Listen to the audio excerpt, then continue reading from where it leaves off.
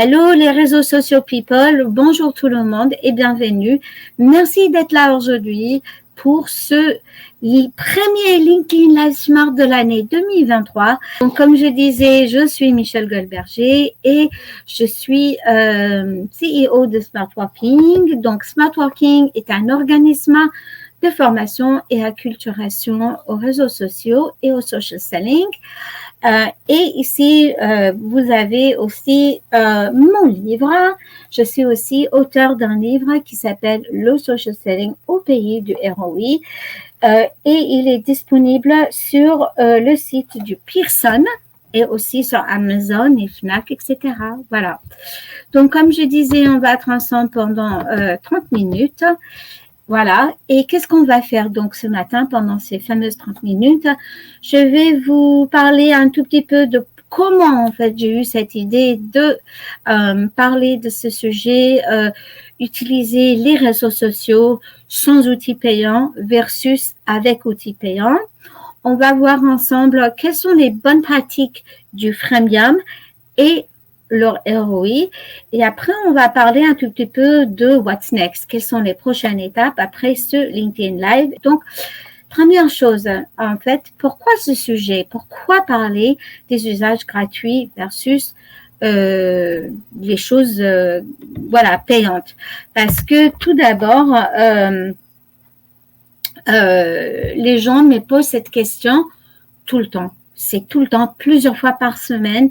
C'est, mais Michel, je ne peux pas prospecter, ou Michel, je ne peux pas être ambassadeur de marque, ou on ne peut pas recruter sur les réseaux sociaux sans avoir un outil payant.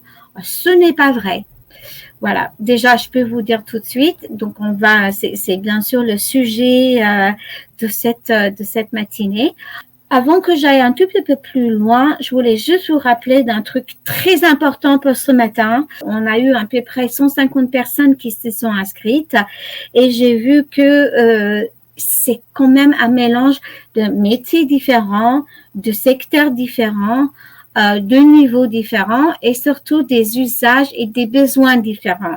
Donc, on va rentrer bien dans le sujet. Donc, usage gratuit et outils payants. Donc, quand je dis un usage gratuit, qu'est-ce que ça veut dire exactement? Ça veut dire simplement utiliser certaines zones ou même beaucoup de zones de votre profil Insta ou votre profil Twitter ou votre profil LinkedIn sans payer une licence ou avoir un autre outil qui s'imbrique, entre guillemets, ou qui plug-in sur votre profil, d'accord? Donc, les outils payants, alors, il y a plein d'outils payants. Quand je dis outils payants, ça peut être très, très, très large, bien évidemment. Donc, qu'est-ce que ça veut dire, les outils payants? Un outil payant, là, je vous ai mis juste quelques exemples, OK? Parmi les outils payants, on peut avoir des licences comme le Sales Navigator ou comme les licences recruteurs. On peut avoir un premium sur LinkedIn. Sur les réseaux sociaux comme Twitter et Instagram, ça peut être et LinkedIn aussi d'ailleurs, des posts sponsorisés.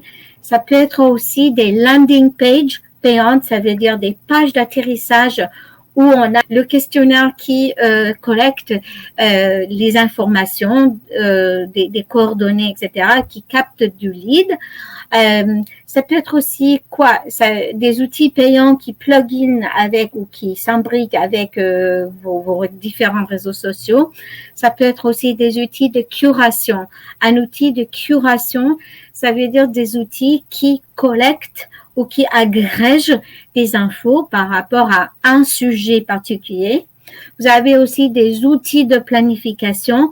Maintenant, sur LinkedIn, Twitter, Insta et Facebook, dans le Meta Business Suite, dans le back-office, vous pouvez planifier à l'avance vos posts. Après, il y a des outils comme Hootsuite, Buffer, Canva, etc., où on planifie les posts à l'avance. Il y a des outils d'analytique qui mesurent certains métriques. Vous avez des outils payants qui nous aident à faire de la publicité, faire des pubs. Il y a aussi, bien sûr, comme je disais, il y a des outils payants qui nous permettent de booster nos postes et pour aussi capter du lead. Donc, outils payants, c'est très, très, très large et je suis sûre que j'ai même pas peut-être capté 50% de la liste. Si vous voulez une très bonne liste, j'ai une très bonne liste dans mon livre, dans le glossaire, au fond du livre. Et aussi, j'ai fait un super tableau, je pense que c'est dans chapitre 5, si je ne me trompe pas, des différents outils social selling. Si ça vous intéresse, c'est dans mon livre. Voilà. Je vais vous parler de ces 3 fameuses bonnes pratiques du freemium et leur ROI. Il faut absolument, remplir le profil. Alors, qu'est-ce que ça veut dire remplir le profil?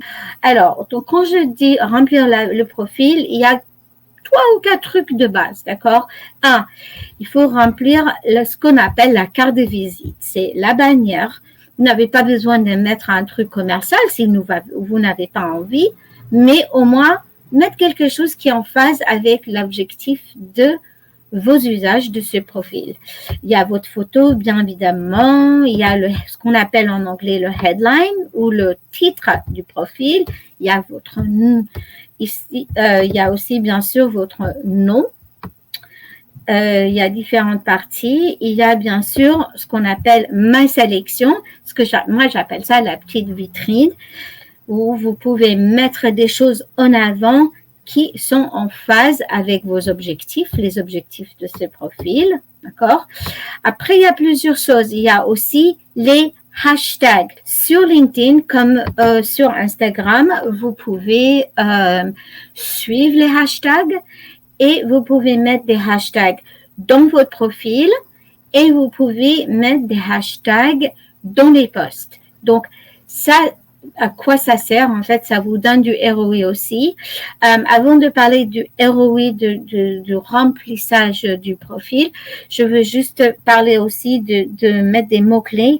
Quand on remplit son profil, votre personal branding fait une partie super importante de ces pratiques freemium des usages. Donc, que ça soit un personal branding sur la bio sur Instagram ou la bio sur Twitter ou sur votre petit texte dans la zone info sur LinkedIn, c'est très important parce que ça va donner envie aux gens qui visitent votre profil de cliquez sur oui, sur accepter qu'on vous les contactez, qu'on vous leur envoyez une invitation.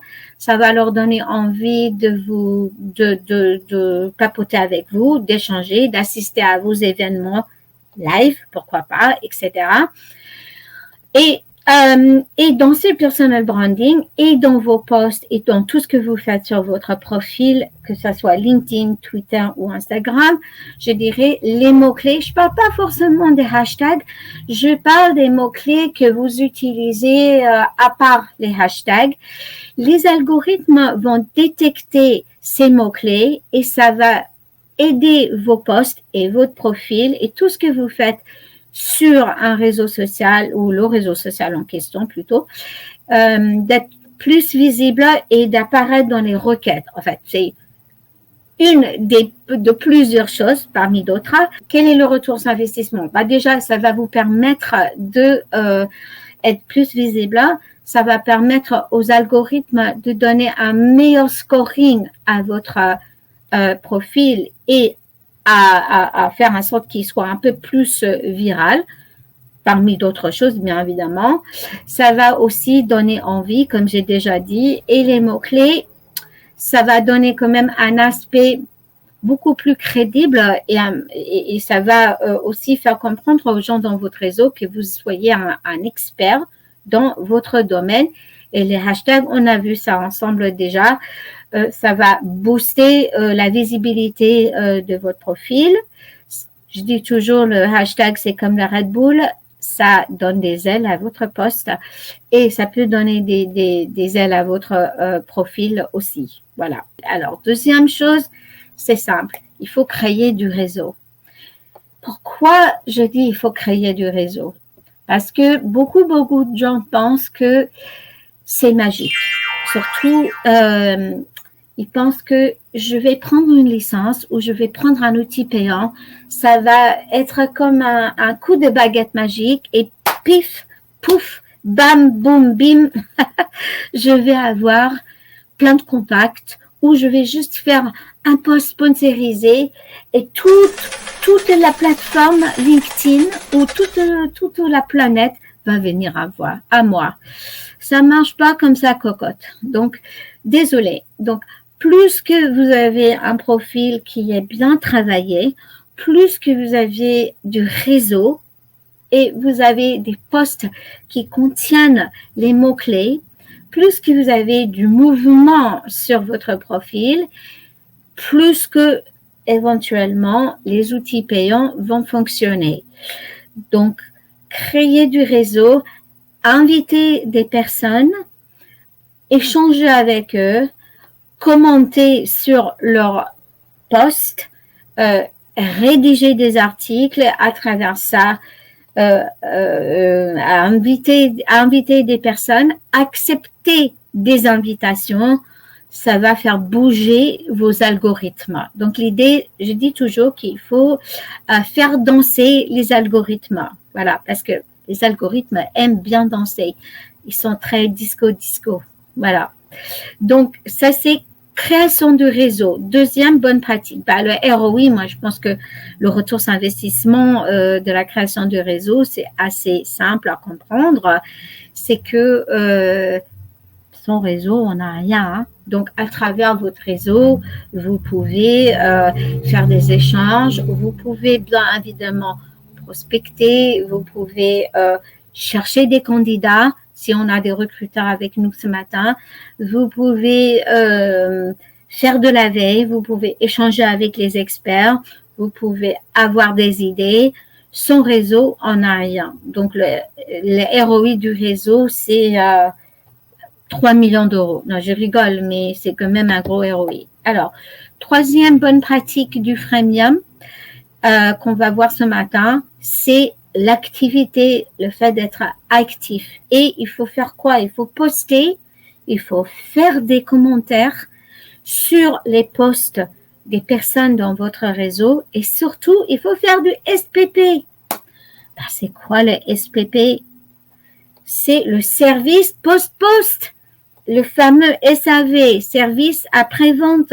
Donc, l'idée, c'est pas juste de faire un post et bim, ok, mon employeur m'a demandé de faire un post, je vais faire un post et après je me barre. Non. Il faut garder un œil tous les jours sur votre post.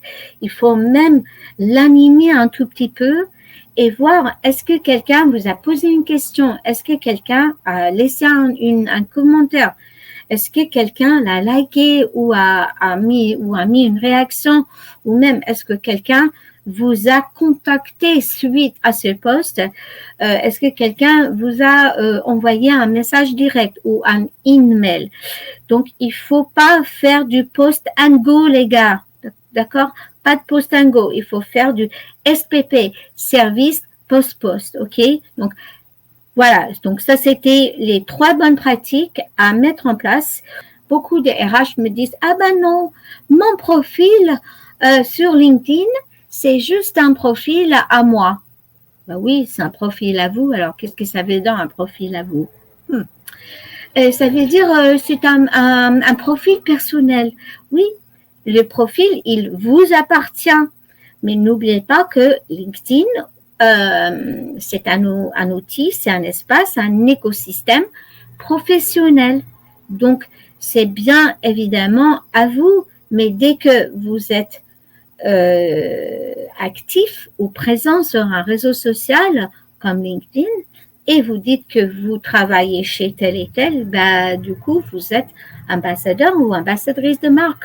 Donc, bien sûr, votre profil devient un peu un outil professionnel. Donc, je dirais que il faut apprendre à vos ambassadeurs, à vos RH, à se servir de leur profil pour contribuer à ce rayonnement de la marque. Voilà, à bientôt et bon après-midi. Merci à tout le monde.